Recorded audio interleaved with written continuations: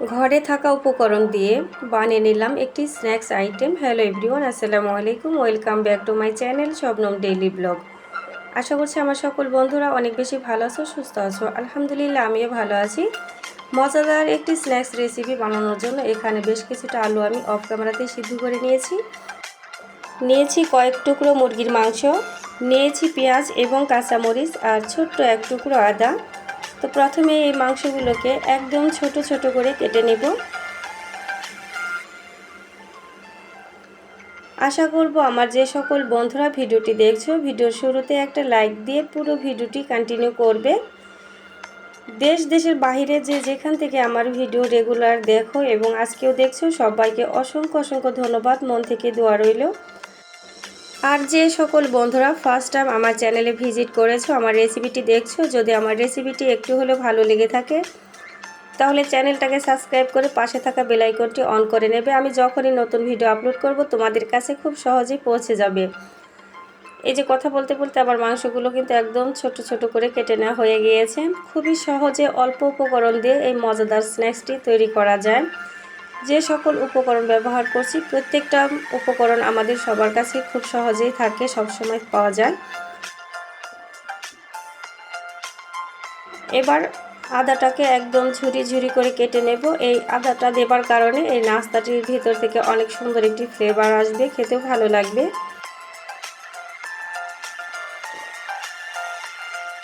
আলু দিয়ে আমরা অনেকভাবে অনেক ধরনের নাস্তা তৈরি করে খেয়েছি, একবার হলেও এভাবে ট্রাই করে দেখো বন্ধুরা, অবশ্যই ভালো লাগবে খেতে। বিশেষ করে বাচ্চাদের কাছে অনেক বেশি ভালো লাগবে। এরকম নাস্তা তৈরি করে বাচ্চাদেরকে টিফিনে দিলে টিফিন বক্স পুরোই খালি করে দেবে। বাচ্চারা চায় নতুন নতুন কিছু, ছোট থেকে বড় সবার কাছে ভালো লাগবে। এই নাস্তাটি সকাল বিকালের চায়ের সঙ্গে খেতে ভালো লাগবে, অতিথি আপ্যায়নেও সেরা একটি নাস্তা হতে পারে। এবার পেঁয়াজগুলোকেও ঝুরি ঝুরি করে কেটে নেব।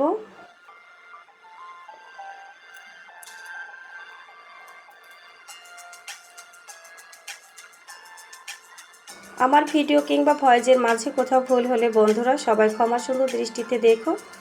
আর রেসিপিটি তোমাদের কাছে কেমন লাগলো কমেন্টের মাধ্যমে জানিয়ে যেও। তোমাদের এত সুন্দর সুন্দর কমেন্ট পাই, যেগুলো পড়তে ভীষণ ভীষণ ভালো লাগে এবং নতুন ভিডিও বানাতে অনেক বেশি উৎসাহিত হই। আশা করছি ঠিক এভাবে সবসময় আমার পাশে থাকবে, সাপোর্ট করে ভালোবাসা দিয়ে সামনের দিকে এগিয়ে যেতে সাহায্য করবে। আর যে সকল নতুন বন্ধুরা একেবারেই নতুন আছো, অবশ্যই তোমরা কমেন্ট রেখে যেও, আমি যেন তোমাদের কমেন্ট ধরে তোমাদের পরিবারে পৌঁছে যেতে পারি। সব কিছু কেটে নেওয়া হয়ে গিয়েছে, এবার চলে এসেছি কিচেনে। তো প্যানে একটু তেল দিয়ে দিলাম মাংসগুলো, সঙ্গে দিয়ে দিচ্ছি সামান্য একটু হলুদের গুঁড়ো আর একটু লবণ। মাংসটাকে ততক্ষণই ভেজে নেব যতক্ষণে না মাংসটা পুরোপুরি সিদ্ধ হয়ে যাচ্ছে এবং মাংস থেকে কাঁচা গন্ধটা দূর হয়ে যাচ্ছে। তবে বন্ধুরা এই মাংসটা একদম কড়া করে ফ্রাই করলে কিন্তু নাস্তাটি খেতে ভালো লাগবে না। এর জন্য ছোট ছোট করে টুকরো করে নিয়েছি যেন খুব তাড়াতাড়ি ভাজা হয়ে যায়। এই যে ভাজা হয়ে গিয়েছে, তুলে নিচ্ছি। এবার প্যানে আরেকটু তেল দিয়ে দেব।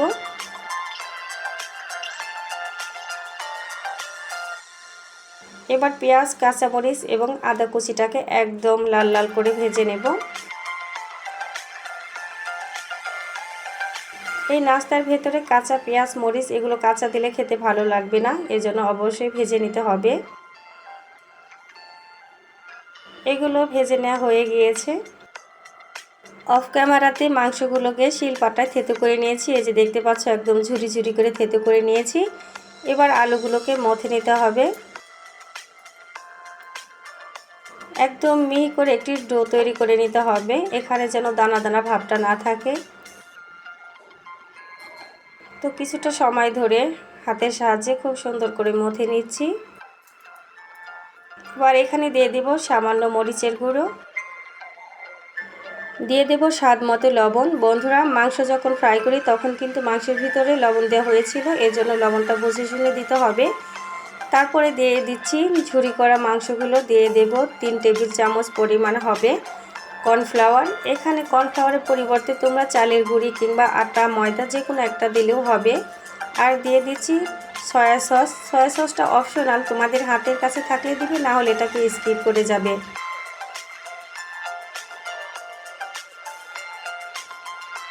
দিয়ে দিচ্ছি পেঁয়াজ, কাঁচামরিচ এবং আদা কুচি ভেজে নিয়েছিলাম। এবার হাতের সাহায্যে খুব সুন্দর করে সব কিছু উপকরণ একসঙ্গে মিশিয়ে নেব।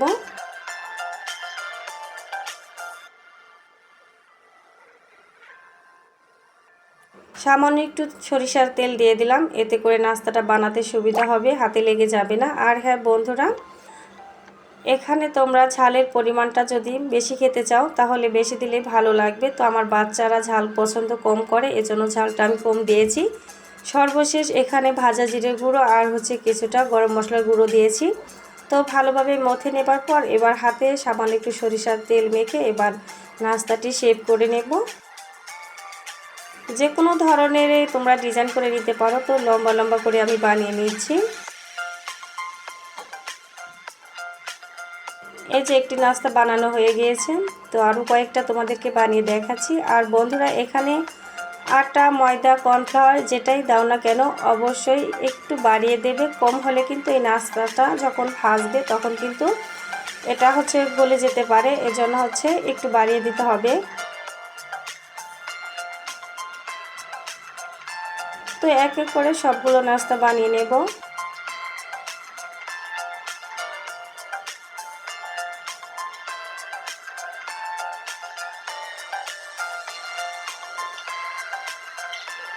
খুব বেশি সময় লাগে না এই নাস্তাটি তৈরি করতে, অল্প সময়ের ভিতরেই হয়ে যায়। এবং দেখতেই পেলে বন্ধুরা, খুব বেশি উপকরণ কিন্তু এখানে ব্যবহার করিনি।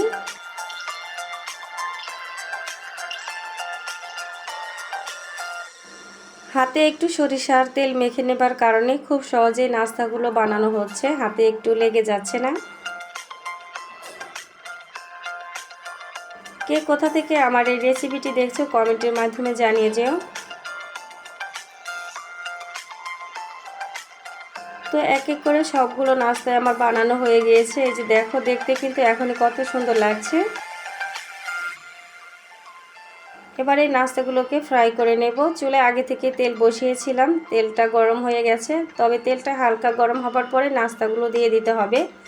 তেলটা যদি খুব বেশি গরম করে নেওয়া হয় সেক্ষেত্রে দেখা যাবে নাস্তাটি দেবার সঙ্গে সঙ্গেই পুরো সাইডটা কালার চলে আসবে, কিন্তু ভিতরটা কাঁচা থেকে যেতে পারে। এজন্য হালকা গরম করে নাস্তাগুলো দিয়ে ধীরে ধীরে ভেজে নিতে হবে। একটু সময় নিয়ে ভেজে নিলে ভালো হবে।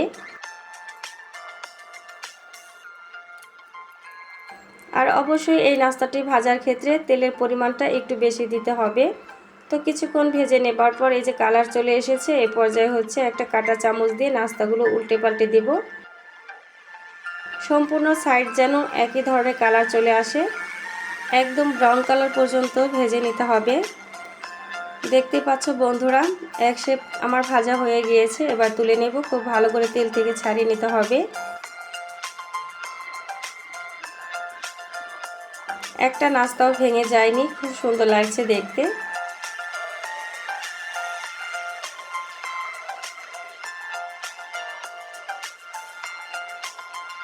একইভাবে বাকি যে নাস্তাগুলো বানানো আছে সেগুলো ভেজে নেব।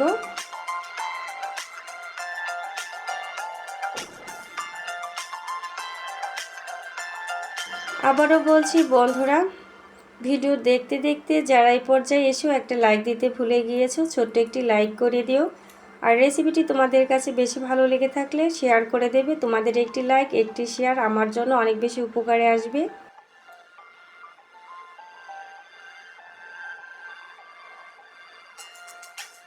সবগুলো নাস্তা ভেজে নেওয়া হয়ে গিয়েছে। এবার এগুলোকে সার্ভ করে নেব। গরম গরম খেতে ভীষণ ভালো লাগে।